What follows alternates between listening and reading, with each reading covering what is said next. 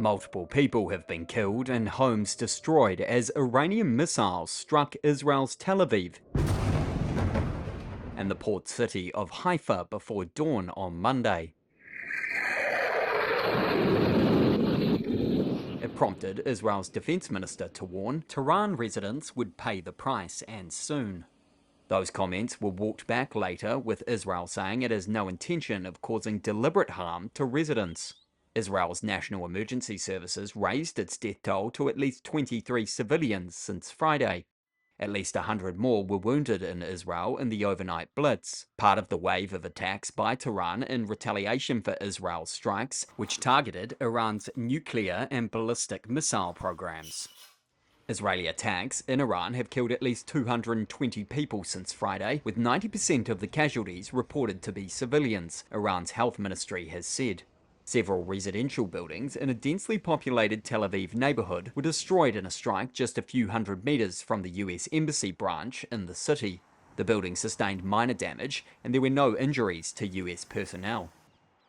Fires were seen burning at a power plant near the Haifa port, media reported, with search and rescue operations underway, emergency authorities said.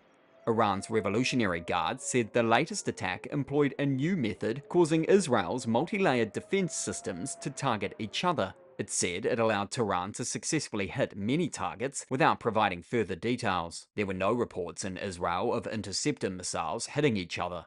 Israel's military said on Monday it had struck again at command centers belonging to the Revolutionary Guard and Iran's military. Israel began the assault on Friday, wiping out the top echelon of Iran's military command and damaging its nuclear sites. It says the campaign will escalate in the coming days. Iran has vowed to, quote, open the gates of hell in retaliation. US President Donald Trump has repeatedly said Iran could end the war by agreeing to tough restrictions on its nuclear program. Iran says it is for peaceful purposes, but Western countries and the IAEA nuclear watchdog say it could be used to make an atomic bomb. Iran said its parliament was preparing a bill to leave the Nuclear Non-Proliferation Treaty, adding that Tehran remains opposed to developing weapons of mass destruction. Israel is presumed to have a sizable nuclear arsenal, but neither confirms nor denies it. It is the only Middle East state that has not signed the NPT.